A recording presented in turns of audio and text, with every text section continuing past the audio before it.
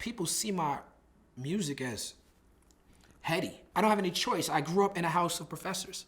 You know, 50 Cent grew up, his parents were selling drugs. So it's reflected in his music. However you grew up is gonna be reflected in your music.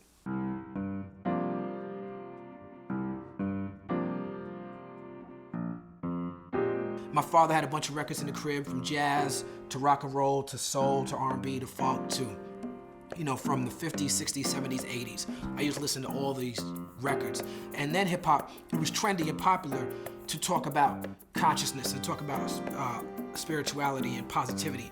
And that drew me in because these were things I was learning in my home. And it was like, you know, a perfect storm of things that got me into hip hop music. My mother would share stories about how I was always hyper aware and super concerned with things that were going on in the news. But she would also probably share about how I scared her in high school. When I went to Brooklyn Tech, I was just kind of overwhelmed. You know, I don't know what staff can handle 5,000 kids in New York City. And we used to just run wild in that school. And I started thinking that my peers' opinion was way more important than my teachers and my parents. I just stopped going to school until I got sent away. When I first got to boarding school, I was going through some family stuff. My parents was breaking up. I don't know if I was stressed out or depressed or what I was going through, but I was trying to sell a little bit of weed, which if you're in boarding school, you know, you selling anything in boarding school, you're getting kicked out. And I was a horrible drug dealer. I sucked. I would be in debt all the time. One day I just decided not to go to class.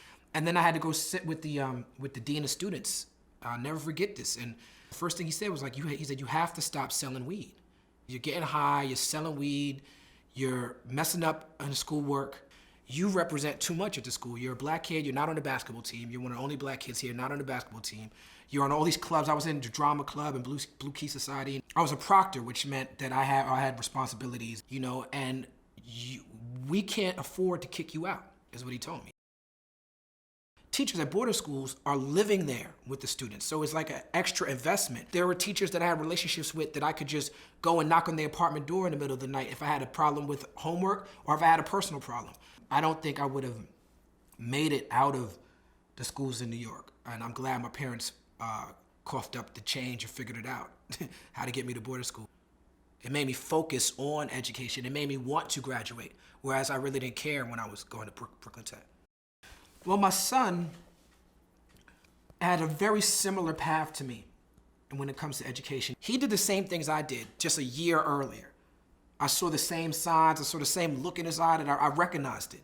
And I'm like, he needs to go to boarding school. And for the first year, he struggled a little bit. Now he's just a super student in boarding school. He found basketball. He's into philosophy and poetry and literature, and he thinks he's a rapper, you know. And you know, he might be better than me because he's really, really, really good.